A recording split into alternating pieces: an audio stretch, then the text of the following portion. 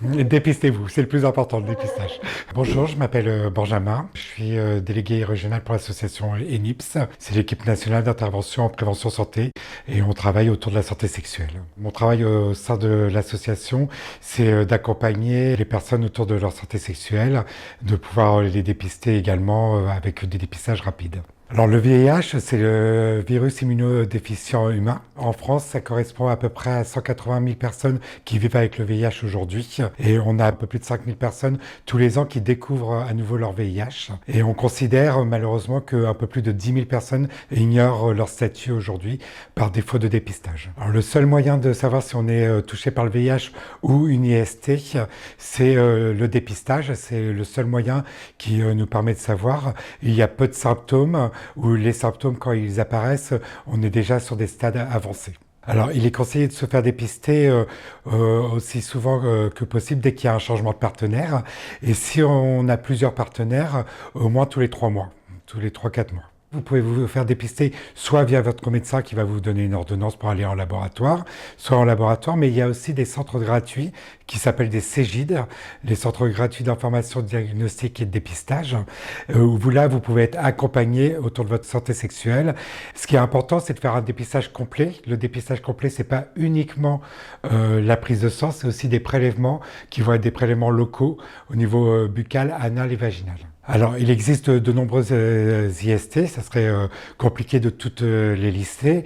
Les IST les plus fréquentes et que l'on remarque de plus en plus et qui sont en augmentation, ça va être surtout les chlamydia, les gonorrhées et la syphilis qui revient en force. Ce sont des IST qui s'attrapent par simple contact de muqueuse à muqueuse, donc par fellation, anulingus, cunilingus. Il n'y a pas forcément obligation d'avoir une pénétration pour qu'il y ait une IST. Pour ne pas s'exposer au VIH et aux IST, le moyen le plus efficace aujourd'hui est encore le préservatif, mais il existe bien d'autres moyens qui permettent de se protéger des IST et du VIH, comme la vaccination pour certaines IST, par exemple le papillomavirus, le HPV, où on peut se faire vacciner, l'hépatite B. C'est très important quand même de passer par la vaccination quand on commence à avoir une vie sexuelle. Et puis il y a d'autres traitements, par exemple pour se protéger du VIH, comme la PrEP, qui a un traitement préventif que l'on va prendre avant avoir des rapports à risque. On va aussi bien faire de la prévention auprès de personnes qui sont séronégatives